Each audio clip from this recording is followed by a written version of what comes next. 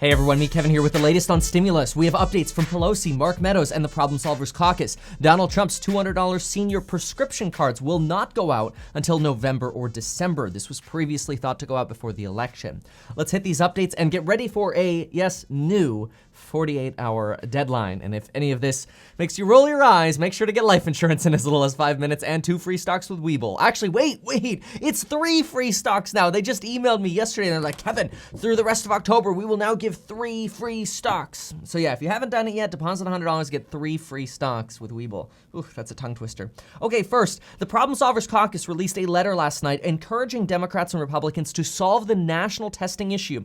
What's actually really interesting about this is they basically cite that as the only thing holding up the entire negotiation. Language on how to combat the virus, which honestly is a bit shocking that there is so much confusion on how to combat the virus during a pandemic.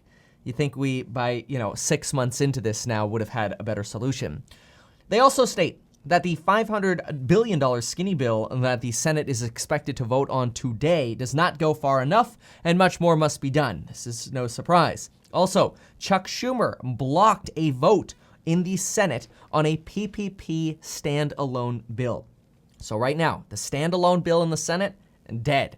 The skinny bill in the Senate gets voted on today, but this is really a cheap sideshow compared to the bigger package, which we should be focusing on. Mark Meadows also provided us a detailed update. He mentioned that hopefully we can get a deal done within the next 48 hours, and even though we've heard that before, now we've moved into what he calls the technical phase, where basically individual party members within the House and Senate, specifically committee members, are going to negotiate the technical language of the deal. This all previously used to be Nancy Pelosi and Steve Mnuchin. That's it. However, Mark Meadows believes that the last 24 hours have, quote, moved the ball down the field and moved us into this new phase where now the committee members are working on this. Now, Mark Meadows did mention that there's still a gulf on the state and local pay. We've heard this multiple times, and he reiterated a 60-day-old argument, but actually gave a solution. His 60-day-old argument is that, hey, we think the actual expenses that state and local governments have are somewhere between $250 to $270 billion. We know that Nancy Pelosi wants $417 billion. That obviously creates a difference. However, Mark Meadows said, quote, if we can add additional money for transportation and onshoring, I think there's a deal to be made here. AKA, he wants to remove our dependence on China, create tax incentives for companies to invest in America. Nancy Pelosi released a letter late yesterday. This is what her letter states. I've highlighted the most important part here. So she mentions that the deadline that we had yesterday, really, she's sort of trying to pretend like, yay, our deadline helped. Okay, whatever. But basically, she mentions that the top brass, so to speak, has come to an overall rough outline of an agreement.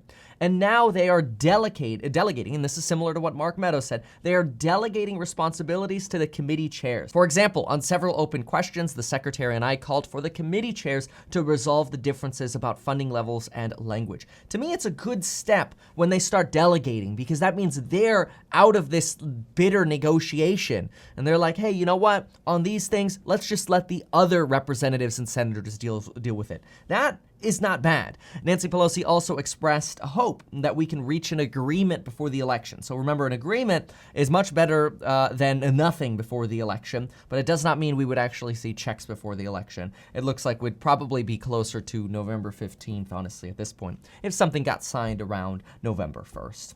Furthermore, Goldman Sachs does not believe that we'll see a, quote, stimulus package before the election. And honestly, sometimes I wonder why these headlines come out, because it's like, yeah, we just missed the 48-hour deadline to get a package before the election, but we could still see a deal. However, this does have stocks somewhat mixed, which I always do recommend buying into the market and stay in the market. As crazy up and down and emotionally crazy it can be, get in the market, folks. This is the kind of stuff that I teach in my investing courses in more detail, of course, down below.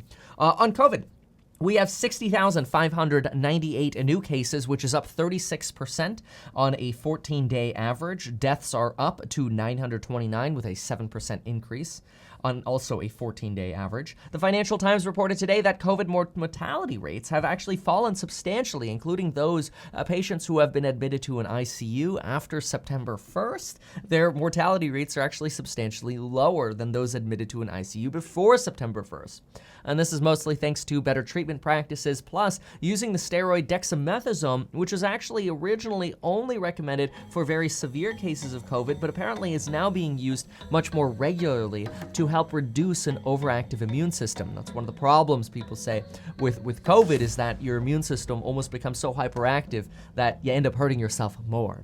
The headline for this was, "The second wave of COVID is less lethal." Obviously, less lethal is great news. However, we'd like to be over this pandemic already. That's the update for this morning. Thank you so much for watching. If you've appreciated it, please consider sharing. And folks, we'll see you in the next video.